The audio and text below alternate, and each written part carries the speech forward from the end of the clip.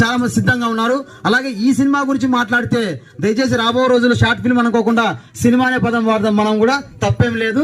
కాబట్టి ఈ సినిమా ఇంత సక్సెస్ కావడానికి కారణము మరి ముఖ్యంగా కత్తి విజయ్ కుమార్ గారు అహర్నిశలు కష్టపడ్డాడు. ఎవ్రీ మినిట్ ఈ సినిమా కోసమే పనిచేశాడు. ఎలాగైనా రిలీజ్ చేయాలని ఎవ్వరు చేతికి ప్రింట్ రాకోకుండా డేట్ అనౌన్స్ చేయరు. డేట్ అనౌన్స్ చేసిన గట్స్ ఈ మనిషికి ఒక్కనికే ఉన్నాయి. అసలుకి ఎటువంటి ఇది లేకోకుండా అసలుకి నిన్న రాత్రి వచ్చింది ప్రింటింగ్ 3 రోజుల ముందు డేట్ అనౌన్స్ చేసినాడు.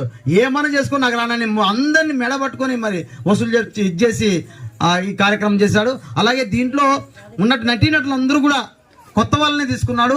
అందరూ కొత్త వాళ్ళైనా కానీ బాగా తెలిసిన వాళ్ళలాగా చేసినారు. ఎందుకంటే చాలా కష్టపడి తీశాడు. రాబో రోజుల్లో ఇలాంటి షార్ట్ ఫిలిమ్స్ చాలా అనంతపురం జిల్లా నుంచి రావాలని కోరుకుంటున్నాను. అలాగే సార్ మీ సహకారం అందరికీ చాలా అవసరం ఉంది.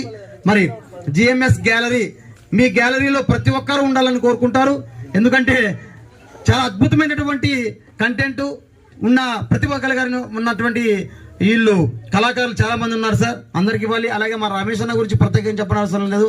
కృష్ణాష్టమి రోజున యారు చూసినా ఈయనే ఉన్నాడు, అనంతపురం కృష్ణుడు ఈయన.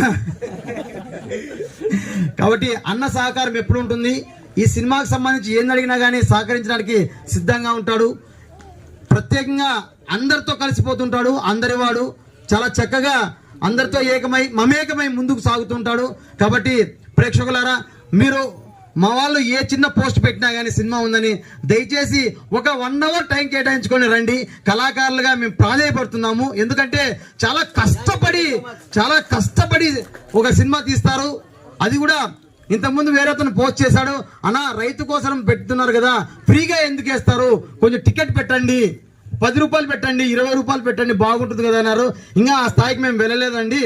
కాబట్టి టికెట్ పెట్టే స్థాయి మాకు రాలేదు. కానీ మా అనంతపురం